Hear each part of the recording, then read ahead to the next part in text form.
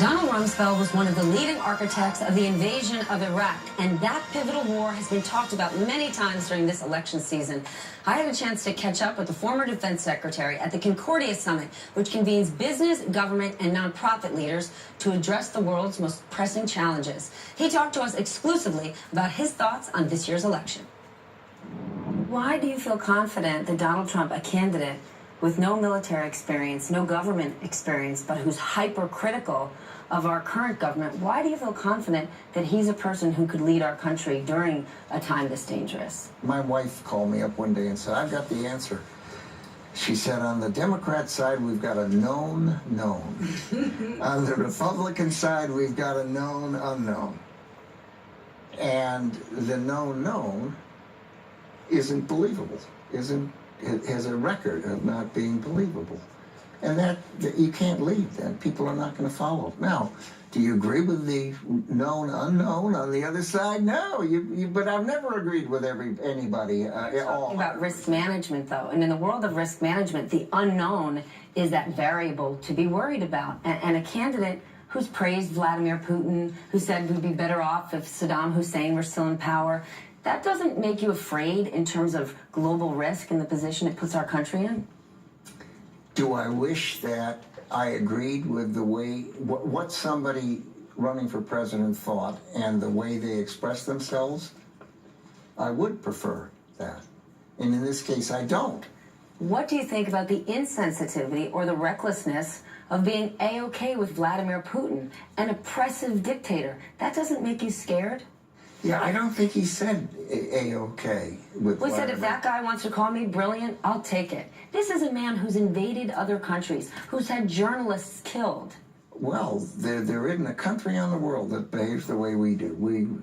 I mean, think of all the money that goes into the Clinton Foundation from people who don't treat women right and have honor killings and don't allow them to drive cars. And I mean, so what you just said is not untrue, but it is equally true on the other side. And it doesn't concern you, sort of, that the hate that's been unleashed through this campaign has brought, I mean, the fact that we use the words like bigot and racist throughout this campaign, I hadn't said those words in years. I know, I'm uncomfortable with it.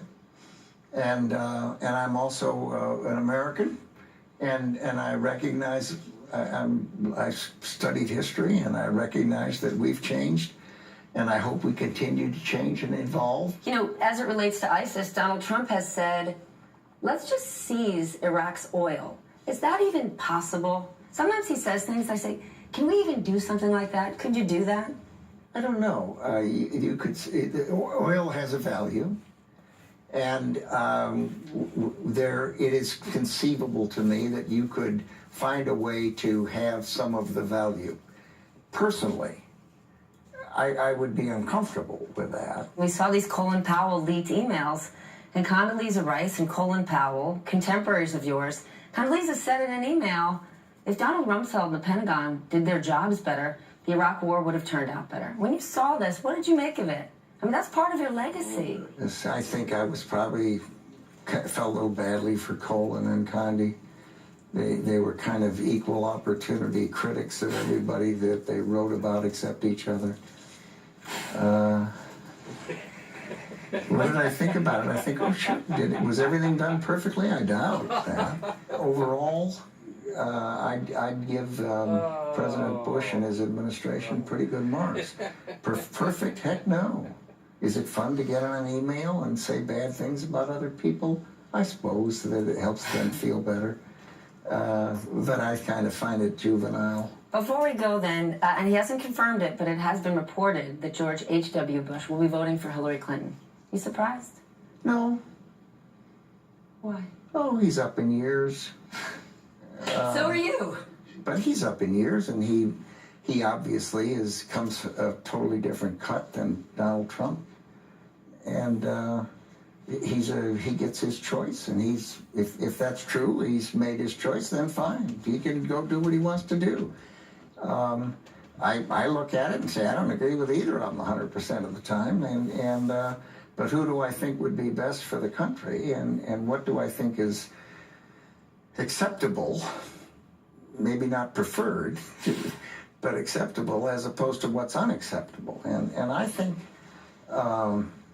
truthfulness and believability and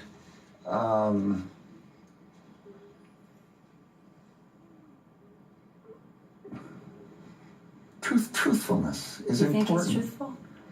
I think he's not untruthful, and I think she is. Truthfulness. If you notice, that was a long pause when addressing truthfulness in these two candidates. This is an extraordinary election. That was Donald Rumsfeld. You can actually see his whole remarks that he gave at the conference. They're online right now, speaking about public-private partnerships here in New York City.